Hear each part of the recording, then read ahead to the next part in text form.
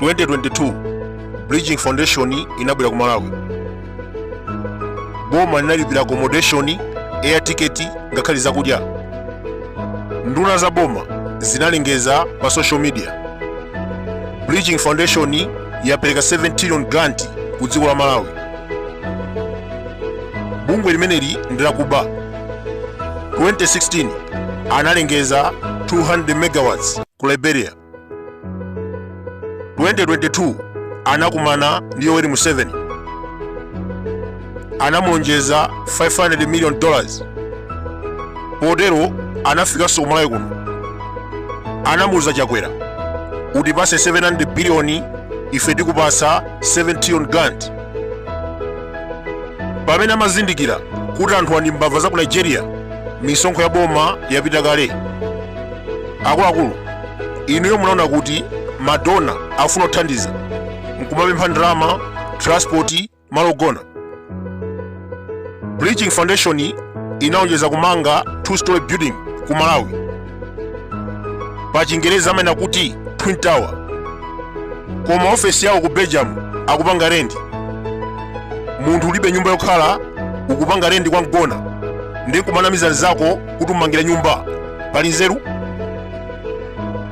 Posachedwa Colin Zamba SPC anali mkamwa, anapanga diru yogula mafuta ndi fertilizer.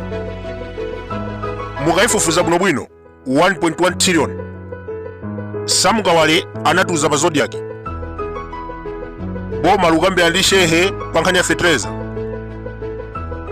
Nayenso Kunkuyu anatsimikiza, this is a solution to fuel and fertilizer problem. Ndikunena pano mvula yagwa, alimi adzala mbewu, fertilizer kulibe.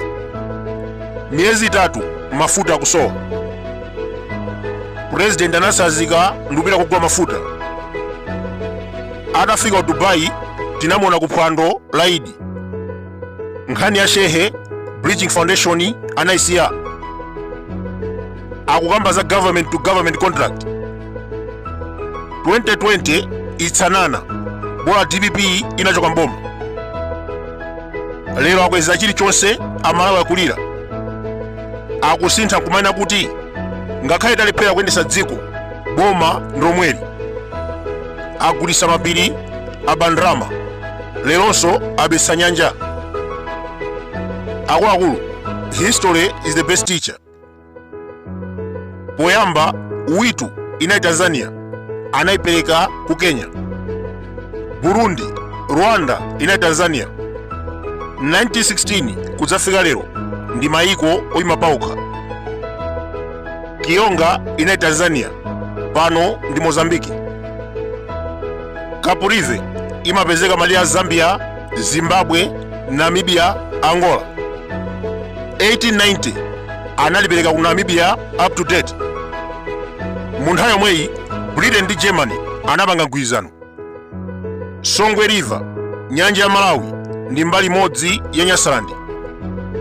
1918 Germany inaluza nkhondo, analandidwa Tanzania ku League of Nations. Britain inatenga Nyasaland, Zambia, Tanzania komanso Zimbabwe. 1924 anasintha mapu ndi kulengeza kuti nyanja ndiyogawana. Ine sinali ndi makalata oti ndizitumikira ngati mbusa wa assemblies. Queen Elizabeth anasintha ndi kunena kuti nyanja yonse ine yake ndi Malawi. 1961 Rashid Kawawa anasusana ndi Queen. Mkulu ameneyu anali mmodzi mwa anthu omenyera ufulu ku Tanzania. 1959 Queen ananena kuti akuluakulu, nyanja yonse ya Nyasaland ine yake ndi Malawi. Iyeyu anatsutsa. 1962 anasintha maganizo ndi kuvomereza ndi Queen. Munthawi imeneyi anali prime minister. Anauza aphungu ku parliament, nyanja yonse ndi ya Nyasaland. Zimene ndinafotokoza 1961 ndi zolakwika. Tilandira ufulu 1964 MCP inapanga booklet yoonesa kota ya nyanja kumbali ya Tanzania. 3 years later Julius Nyerere anayambiranso malire a dziko anathera pakati pa nyanja. Kamuzu Banda anatsutsa ndi kutumiza asilikali a patrol. Chimene chinachitika, Julius Nyerere analemba kalata kupita kwa Kamuzu 1967. Anamuwuza kuti Akamuzu, nyanja ya Malawi ndiyo gawana. Malire a dziko la Tanzania anayikeza pakati pa nyanja. Kamuzu atamva nkhani imeneyi anapita pa msonkhano. Ananenera kunena kuti Julius Nyerere is playing with fire. Akapitiriza kulimbikira za nyanja ndiye kuti iyeyo ayambisa nkhondo. Nthawi yomweyo 1968 Kamuzu anatumiza asilikali ndi kumangachita patrol pa nyanja ya Malawi. Kuyambira pomwepo Tanzania inakhala chete. Mu nthawi ya Muluzi kuna mtendere. Mkulu ameneyu amacheza bwino ndi President Benjamin Mkapa. 2011 mafuta a galimoto anapezeka mu nyanja. Boma la Malawi linapereka license ku Sure Stream Petroleum imene ndi kampani ya ku Britain. Tanzania itamva inayambiranso. Komabe matukutuku awo analochepa chifukwa bingu analipo. Atamwalira, Jakaya Kikwete anabwera poyera. Anawuza anthu pa msonkhano kunena kuti nyanja ndi yathu. 1890 agreement isapangise ma Tanzania kuvutika. Pamenepa nkhani inakula. Joyce Banda anatumiza ku Sadiki.